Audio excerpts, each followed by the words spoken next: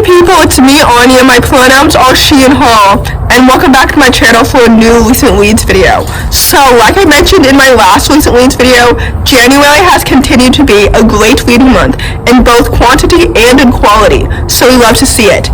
Anyway, the first book on this list is called One True Loves. This book is a YA contemporary companion to Happily Ever Afters, which I really enjoyed last year, so this book was on my January TBR. And honestly, expectation is truly the enemy of joy, at least in this case, because this book did not live up to my expectations, and I ended up rating it 3 stars. I think it's because this book was set over such a short amount of time that everything felt so fast-paced and so sped up. For example, the romance felt really insta-loving that I didn't really have time to become emotionally connected to these characters or emotionally connected to the events. You know what I mean? So I ended up rating this book 3 stars, even though the plot was pretty intriguing, and I understand the potential of people being emotionally connected to the characters. It just didn't really do it for me. You know what I mean? So anyway, I gave this book 3 stars. It disappointed me ultimately, and I would give this author a second chance, but not a third. So even though I do recommend Happily Ever Afters, I don't recommend this book. So anyway, like I mentioned, expectation was the enemy of joy for this book, and this book did not live up to my expectations at all. And it was a big disappointment, and honestly, I don't recommend it. So yeah, there's that. The next book on this list is called The Ivory Key. Again, this book was on my January TBR, so I had pretty high expectations for it. And again, second of all, expectation is the enemy of joy, because again, I didn't enjoy this book as much as I was really expecting to. So anyway, for those who don't know, this book is a YA Indian-inspired fantasy following 4 royal estranged siblings who must work together to find a new resource of magic, since magic is running out, before their country gets swallowed by enemy forces. So that seems fun and fresh and new and exciting. However, again, this story was so fast-paced that I didn't really have time to become really emotionally connected to any of these characters. So none of the characters felt really distinct to me. In fact, they all blurred together, and they were 4 character perspectives. So I was expecting to fall in love with 4 distinct characters, and I just never did. The world building, though, was there, and it was interesting, and it was very cool. We love to see it. But the entire story just felt so fast and so fast-paced. Don't get me wrong, I typically like fast-paced YA fantasies, but this book felt too fast-paced, and I couldn't catch up, basically. It just felt like everything was running on 2 times speed, and I was running on 1 times speed, and I just couldn't catch up. So anyway, I rated this book 3 stars. I will be reading the sequel. Again, this book was really disappointing, so again, I don't really recommend it, unfortunately. The next book on this list is called The Bone Spindle. For those who don't know, this book is a YA fantasy retelling of Indiana Jones and Sleeping Beauty. So honestly, I added this book to my TBR due to FOMO, and this book lived up to that expectation because I rated it 3 stars, and I didn't love it as much as I was really expecting to. Although I had really low expectations because I just said that I added this book to my Goodreads Want to Read, aka my TBR, due to FOMO. So yeah, anyway, I didn't like this book as much as I was really hoping to. I was kind of hoping that this book would surprise me, but it just didn't. So anyway, I enjoyed how the plot was intriguing and the world building was inventive and it was cool. However, of the 2 main characters, I really wanted them to fall in love with each other and not have their own side romances. But that's a new thing, that's not the author's thing. Literally nobody told me that the 2 main characters were going to fall in love with each other. I knew the story would have sapphic representation, and I think that's why I had it in my brain that the 2 main characters would fall in love with each other. But anyway, that's my fault, is my point. So, with that said, of the 2 main characters, I thought that one of them was really unnecessary, and the other one, I liked her. I didn't love her side romance. I see the potential in it. I see why maybe other people would ship it.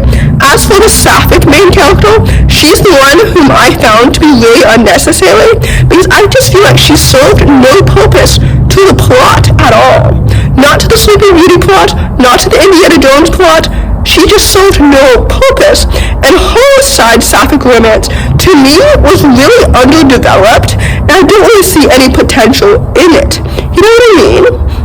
So anyway, with that said, I wasn't really emotionally attached to either of the main characters. Like I said, one of them felt unnecessary, so that's annoying. Second of all, the romances, their side romances, one of them felt underdeveloped, like I mentioned. The other one, I didn't love it, I didn't hate it, it was just kind of there.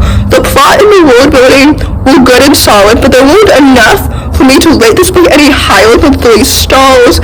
And like I mentioned earlier, I won't be reading the sequel, and I don't recommend this book. So yeah, there you have it. The next book on this list is called 10,000 Tries. This book is a middle grade contemporary that follows a young boy as he navigates his dad's ALS symptoms worsening. So, this book was so good. I ended up rating it 4 stars because I really enjoyed it.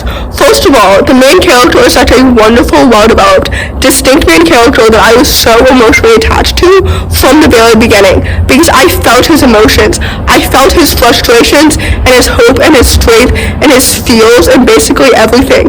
All the characters felt so realistic and so well developed.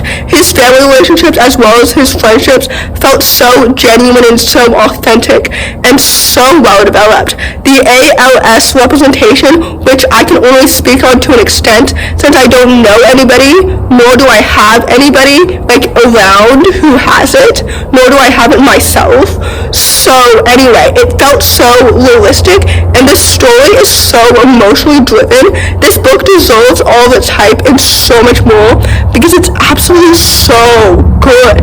I was so invested in the story from the very beginning to the end, and I love emotionally driven stories. So anyway, like I mentioned earlier, I rated this book 4 stars, and I would highly recommend it, and I will gladly read more from the author in the future. The last book on this list, but certainly not the least, is called Excuse Me While I Go Ugly Cry. This book is a YA contemporary that follows a young black girl who gets blackmailed into facing her biggest fears, and this book was so good. I ended up rating it 4 stars, and I really enjoyed it, so I would highly recommend it. First of all, the main character is such a wonderful, well-developed, realistic, relatable main character, and I would love to see it. There were 2 lines in this book that really stuck out to me, and the first one was, there's something about black friends that makes you feel whole, or something like that, and the other one is that, it's so rare to be surrounded by people that look like you. I didn't quote those, exactly word for word, but basically that's the gist of them, and those 2 lines hit so close to home for me. And I'm not really gonna, go into detail as to why, but anyway, that's why this book felt so relatable to me with those 2 lines, but also in so many other areas.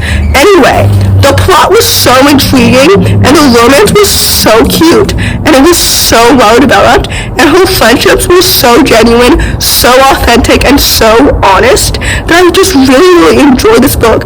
It was so well done, and now I'm so much more excited for the author's next book, which I think comes out in May, if I'm not mistaken. But anyway, like I mentioned before, I rated this book 4 stars, and I really enjoyed it, so with that, I would highly recommend it. So, in conclusion, I hope that January continues to be a good reading month. My favorite book on this list was definitely either Excuse Me While I Go Ugly Cry or 10,000 Tries, because I like them both equally. My least favorite book on this list was definitely One True Loves, because even though I was disappointed by that book and also the Ivory Key, I would say that One True Loves disappointed me more. Anyway, we all learned today that expectation is the enemy of joy. So, anyway, if you enjoyed this video, please don't hesitate to give it a big thumbs up. Comment down below the cupcake emoji if you made it all the way to the end of the video. Thanks for watching, subscribe to my channel if you're new, and I'll see you in my next video. Bye!